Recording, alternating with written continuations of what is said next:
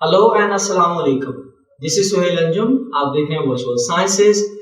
Previous video में हमने DNA replication के मॉडल्स के बारे में बात की थी और उसमें हमने तीन हाइपोथेसिस यानी कि तीन पॉसिबल मॉडल्स जो है वो डीएनए रेप्लिकेशन के लिए डिस्कस किए। उनमें से एक जो था वो डिस्पर्सिव मॉडल था, इसी तरह से कंजर्वेटिव था and the third one was semi conservative model. आज के इस वीडियो में हम ये बात करेंगे कि उन तीन मॉडल्स में से कौन सा ऐसा एक मॉडल है जो दुरुस्त है और वो कौन से ऐसे दो मॉडल्स हैं जिनको आज हम रिजेक्ट करेंगे। अब ये सारे का सारा काम जो है वो एक एक्सपेरिमेंट के बेस पे किया गया और वो एक्सपेरिमेंट जो है वो परफॉर्म किया दो साइंटिस्ट ने। One was Matthew Stanley Michelson and the second one was Franklin William Stock. अब ये दोनों जो है वो अमेरिकन जेनेटिसिस्ट और साथ ही साथ ये मॉलिक्यूलर बायोलॉजिस्ट भी हैं और ये एक्सपेरिमेंट परफॉर्म किया गया 1958 में। और 1958 में एक इंस्टीट्यूट है, that is what California institute of technology. अब एक्सपेरिमेंट में किया क्या और किस तरह से इनके रिजल्ट्स को इवैल्यूएट किया, उनको हम स्टेप बाय स्टेप डिस्कस करेंगे। लेकिन डिस्कस करने से पहले अगर आप नए हैं इस चैनल पे तो आप इसको सब्सक्राइब कर लीजिए और बेल आइकन प्रेस कीजिए ताकि नोटिफिकेशन नए वीडियोस के आपको मिलते रहे। तो पहले स्टेप से शुरू करते हैं। पहला स्टेप हमारे पास है लेबलिंग का। अब लेबलिंग में करना क्या है कि आपके पास बैक्टीरिया मौजूद है और हमने उन बैक्टीरिया को एक ऐसे कल्चर मीडियम में ग्रो करवाया है जिसके पास हैवी आइसोटोप ऑफ नाइट्रोजन मौजूद है और ये heavy isotope of nitrogen actually this is N15। सो जब इन बैक्टीरिया को नाइट्रोजन 15 कंटेनिंग मीडियम में ग्रो करवाया जाता है तो after several generations this nitrogen becomes incorporated into the genome और डीएनए ऑफ दोज बैक्टीरिया। तो ये जो नाइट्रोजन 15 है, ये जो हैवी नाइट्रोजन है, ये उन बैक्टीरिया के डीएनए का हिस्सा बन जाता है। ठीक है। अब दूसरे स्टेप में हम शिफ्ट करेंगे और शिफ्टिंग कहां से, ये जो नाइट्रोजन 15 है इस मीडियम से इन बैक्टीरिया को हम नॉर्मल नाइट्रोजन यानी कि नाइट्रोजन 14 कंटेनिंग मीडियम में मुंतकिल करेंगे। और जैसे ही वो शिफ्टिंग का अमल होगा हम डिफरेंट इंटरवल्स पे कुछ सैंपल्स वहां से एक्सट्रैक्ट करेंगे, कुछ बैक्टीरिया को वहां से अलग करेंगे और उन बैक्टीरिया को अलग करने के बाद उनका डीएनए एक्सट्रैक्ट किया जाएगा और उसके बाद उसको सीजियम क्लोराइड के सॉल्यूशन में या मीडियम में सेंट्रीफ्यूज किया जाएगा। उसका सेंट्रीफ्यूगेशन होगा, बड़ी तेजी से उसको स्पिन किया जाएगा और उसके बाद फाइनली हम उस डेंसिटी ग्रेडियंट मीडियम के अंदर उस डीएनए के डिफरेंट लेवल्स को चेक करेंगे। अब ये सारी बातें डिटेल में अभी हम बात करते हैं। तो हमने कहा नाइट्रोजन 15 कंटेनिंग मीडियम और यहां से बैक्टीरिया शिफ्ट कर दिए गए नाइट्रोजन 14 वाले मीडियम यानी कि नॉर्मल नाइट्रोजन वाले मीडियम में। और अब सैंपलिंग का काम, और जैसे मैंने पहले डिस्कस किया कि सैंपलिंग का अमल जो है वो डिफरेंट इंटरवल्स के बाद होगा। तो बेसिकली तीन सैंपल्स जो है वो यहाँ पे हम कलेक्ट करेंगे और उसमें पहला सैंपल जो है वो जस्ट आफ्टर शिफ्टिंग है जिसको हम टाइम 0 से यहाँ पर रिप्रेजेंट किए। और जैसे ही हम बैक्टीरिया को शिफ्ट कर रहे हैं साथ ही उनके सैंपल्स को एक्सट्रैक्ट कर रहे हैं, तो इसका मतलब है अभी तक जितने भी सैंपल के अंदर बैक्टीरिया मौजूद हैं वो सारे के सारे पेरेंटल बैक्टीरिया हैं, वो सारे के सारा पेरेंटल जनरेशन है। फिर उसके बाद जो हमारा सेकेंड सैंपल यहाँ पे एक्सट्रैक्ट किया जाएगा that will be after 20 minutes of shifting. उनको मुंतकिल करने के 20 मिनट के बाद हम एक दूसरा सैंपल एक्सट्रैक्ट करेंगे। नाउ व्हाई 20 मिनट्स, 20 मिनट क्यों है? उसकी सिंपल रीजन ये है कि बैक्टीरिया का जो जनरेशन टाइम है दैट इज 20 मिनट्स। 20 मिनट में बैक्टीरिया जो है वो अपना एक जनरेशन या अपना एक डिवीजन जो है वो मुकम्मल करता है, डॉटर बैक्टीरिया फॉर्म करता है। तो 20 मिनट के बाद सैंपल एक्सट्रैक्ट करने का मतलब ये है कि हम एक्सपेक्ट कर रहे हैं कि वहां पे उस सैंपल के अंदर कुछ बैक्टीरिया ऐसे मौजूद हैं जो न्यू प्रोजेनी का हिस्सा है, यानी कि जो अभी यहाँ पे पैदा किए गए। और उनमें से यानी कि जो मेन कंसर्न होगा उस सैंपल में वो है F1 जनरेशन, यानी कि मुझे F1 जनरेशन जो फर्स्ट फीमेल जनरेशन है उसके डीएनए को ऑब्जर्व करना है। और उसी तरह से सैंपल 3 आएगा और sample 3 will be after 20 minutes of your previous sample. तो सैंपल 2 के 20 मिनट बाद, यानी कि एक और 20 मिनट के वक्फे के बाद, और total you can say 40 minutes of that shifting है, उसके बाद आप एक और सैंपल वहां से एक्सट्रैक्ट करोगे। और अगेन इसका मतलब ये है कि अब बैक्टीरिया के 2 जनरेशन टाइम जो वो मुकम्मल हो चुके हैं, और यहाँ पे एक ग्रैंड जनरेशन यानी कि F2 जनरेशन जो है वो यहाँ पे एक्सपेक्ट कर रहे हैं कि उनके मेंबर या वो बैक्टीरिया भी इस सैंपल में मौजूद है। तो जब ये सैंपल कर लिए तो जैसे ऑलरेडी डिस्कस के डीएनए एक्सट्रैक्ट किया जाएगा। उनका डीएनए एक्सट्रैक्ट करने के बाद उसको सीजियम क्लोराइड के मीडियम में या सॉल्यूशन में घुमाया जाएगा, सेंट्रीफ्यूजेशन किया जाएगा, और उस सेंट्रीफ्यूज करने का मकसद ये होगा कि भाई जो सीजियम क्लोराइड है, जब इसको स्पिन किया जाएगा तो सीजियम जो कि हैवी मेटल है वो उस टेस्ट ट्यूब में बॉटम के करीब हमें ज्यादा मिलेगा। तो if this is a test tube और इसके अंदर सीजियम क्लोराइड मौजूद है, एंड आफ्टर दैट स्पिनिंग जो सेडिमेंटेशन होगा, यानी कि जब वो सेटल डाउन करेगा तो सीजियम के ज्यादा आयंस मुझे मिलेंगे बॉटम के करीब, और वो हैवी मेटल है। और जैसे जैसे ऊपर की तरफ मूव करेंगे सीजियम के आयन की कंसंट्रेशन ग्रेजुअली डिक्रीज होगी। अब इसका फायदा क्या होगा? इसका फायदा ये होगा कि इस टेस्ट ट्यूब के अंदर सीजियम जो है वो मुझे एक डेंसिटी ग्रेडियंट पैदा करके देगा, और मीडियम का डेंसिटी बॉटम के करीब सबसे ज्यादा है, एंड ग्रेजुअली जैसे जैसे उस टेस्ट ट्यूब में ऊपर की तरफ मूव कर रहा हूं उस मीडियम की डेंसिटी में आहिस्ता आहिस्ता कमी होती जा रही है। दूसरा मकसद सेंट्रीफ्यूज करने का या सेंट्रीफ्यूजेशन का ये है कि उस स्पिनिंग के दौरान जो डीएनए के स्ट्रैंड्स हैं, जो डबल स्ट्रैंडेड डीएनए है, वो स्ट्रैंड एक दूसरे से अलग होंगे, और अलग होने के बाद ऑब्वियसली वो इस मीडियम के अंदर कहीं ना कहीं फ्लोट करते हुए मुझे नजर आएंगे। और फ्लोट करना कहां पे है? एट द सर्टेन पॉइंट, वो खास जगह जहां पे डीएनए का डेंसिटी जो है वो एक्सटर्नल मीडियम यानी कि सीजियम क्लोराइड सॉल्यूशन की डेंसिटी के बराबर होगा। इफ दिस इज क्लियर, फिर हम आगे मूव करते हैं। तो यहां पे हमने सेंट्रीफ्यूजेशन को या सेंट्रीफ्यूगेशन को रिप्रेजेंट किया, और I have 4 type of samples. तो यहां पे सैंपल 3 है, चौथा कौन आ गया यहाँ पे? यहाँ पे जो फर्स्ट यानी कि जो फोर्थ हमारा सैंपल है that is a control group.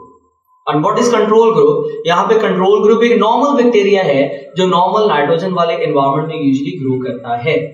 अब इस कंट्रोल ग्रुप के बैक्टीरिया को जब हमने इस पूरे प्रोसेस से गुजारा सेंट्रीफ्यूगेशन के बाद, मुझे इस टेस्ट ट्यूब के अंदर या इस वायल के अंदर किसी एक सर्टेन पॉइंट के ऊपर, लेट्स से यहाँ पे उसका डीएनए जो है वो फ्लोट करता हुआ बैंड की शक्ल में नजर आता है। मैंने उसको मार्क कर लिया। अब मुझे पता चल गया कि जो नॉर्मल नाइट्रोजन 14 कंटेनिंग डीएनए होता है वो इस लेवल के ऊपर यूजुअली फ्लोट करता है, राइट। उसके बाद बारी आती है सैंपल 1 की, और सैंपल 1 कौन सा जनरेशन था? ये सारा पेरेंटल जनरेशन है, यानी कि ये वो जनरेशन है जो कि N15 वाला डीएनए कंटेन कर रहा है, हैवी आइसोटोप ऑफ नाइट्रोजन वाला डीएनए कंटेन कर रहा है। और जब इसको इस पूरे प्रोसेस से गुजारा जाएगा तो क्या होगा कि डीएनए का जो सेडिमेंटेशन या डीएनए जो फ्लोट करेगा उस मीडियम के अंदर, वो ऑब्वियसली 14 वाले लेवल के मुकाबले में मुझे farther down into that test tube नजर आएगा, यानी कि वो उस लेवल से थोड़ा नीचे नजर आएगा अपनी हाई डेंसिटी की वजह से।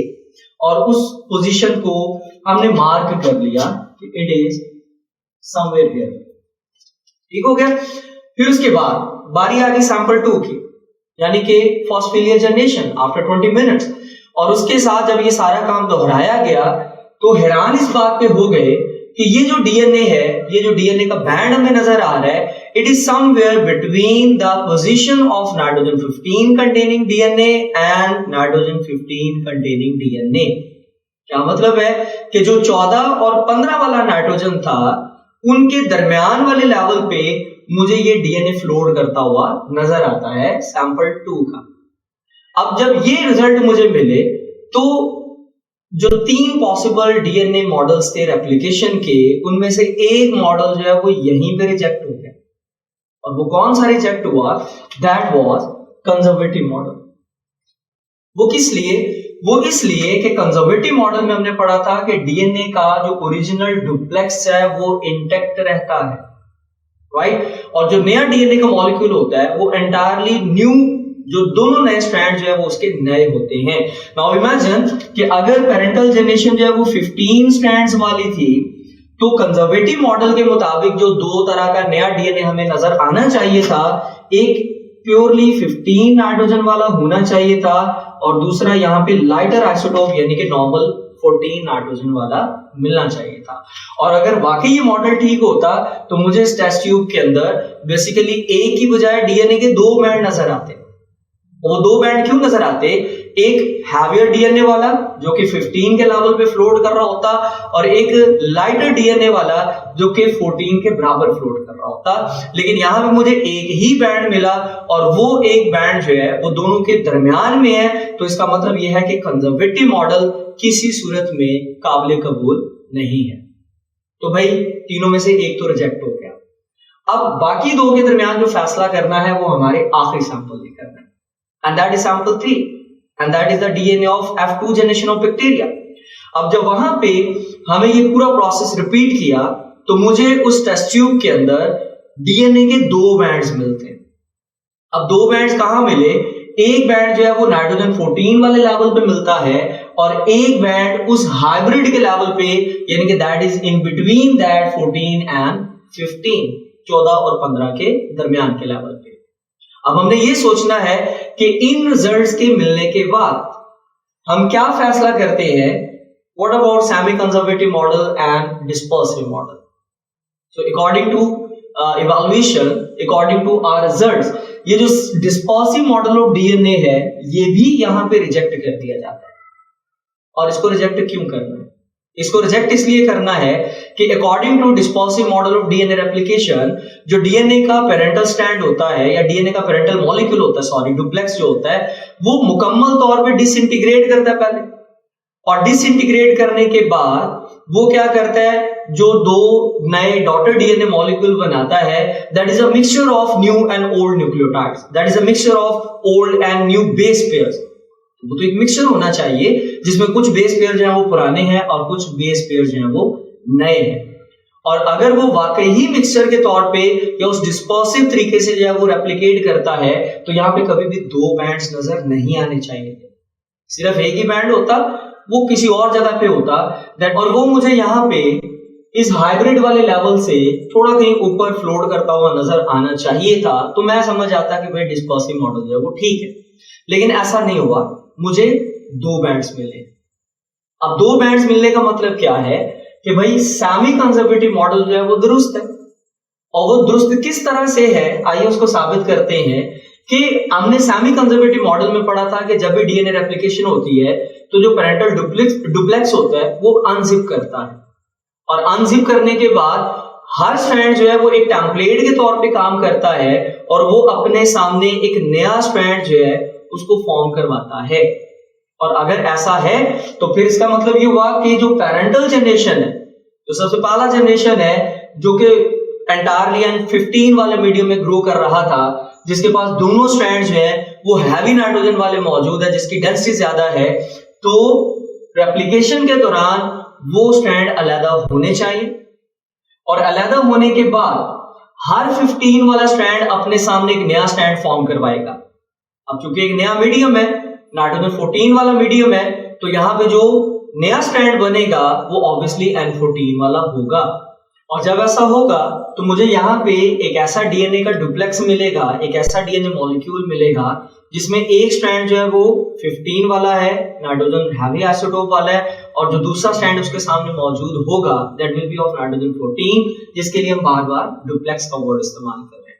फिर उसके बाद जब F1 जनरेशन डिवाइड करेगा, अगेन एक दफा फिर से रेप्लिकेशन का अमल दोहराया जाएगा, तो वहां पे फिर से उसी तरह से अनजिप होगा पेरेंटल डीएनए मॉलिक्यूल, और अब ये जो पेरेंट जो रेप्लिकेट करने जा रहा है उसके पास 2 डिफरेंट तरह के स्ट्रैंड्स मौजूद हैं, एक 15 अलग हो रहा है यहाँ पे और दूसरा 14 अलग हो रहा है, राइट। अब 15 के सामने नया स्ट्रैंड जब बनेगा तो चूंकि एनवायरमेंट जो है या मीडियम जो है वो नाइट्रोजन 14 वाला है, तो 15 के सामने अगेन 14 बन गया और मुझे एक डुप्लेक्स टाइप मिल गया जो मुझे यहां पे नजर आ रहा है between the level of 15 and 14। फिर जो 14 के सामने नया स्ट्रैंड बनने जा रहा है वो भी 14 वाला ही है। इसका मतलब ये हुआ कि यहां पे प्योरली एक ऐसा डीएनए मॉलिक्यूल मिलेगा जो कि इस कंट्रोल ग्रुप की तरह नॉर्मल नाइट्रोजन कंटेन कर रहा है, और वो बिल्कुल इसी कंट्रोल ग्रुप के लेवल पे यानी कि नाइट्रोजन 14 के लेवल पे मुझे नजर आना चाहिए, और वो नजर आ भी रहा है। सो इन दो तरह के स्ट्रैंड्स के मिलने से और इनके जो रिलेटिव पोजीशंस हैं, इनको देख के हमने ये अंदाजा लगाया कि भाई ना तो conservative model of DNA replication ठीक है और ना ही dispersive model of DNA replication जो है वो दुरुस्त है, बल्कि जो exact model of DNA replication है according to Watson and Crick जो उन्होंने डिस्क्राइब किया था, that is semi conservative model. So इस तरह से एक्सपेरिमेंट के नतीजे में हमने प्रूव कर दिया कि तीनों मॉडल्स में से सेमी कंजर्वेटिव मॉडल जो है वो ठीक है, बाकी दोनों आज हमने रिजेक्ट कर दिए। अगर वीडियो अच्छी लगी है तो इसको लाइक कर दीजिए, अपने कोलीग्स के साथ या अपने क्लासमेट्स के साथ जो है वो इसको शेयर करें, चैनल को सब्सक्राइब जरूर कीजिए, बेल आइकन प्रेस कीजिए। हम मिलेंगे नेक्स्ट टॉपिक में, अपना अच्छी तरह ख्याल रखिएगा। अल्लाह हाफिज।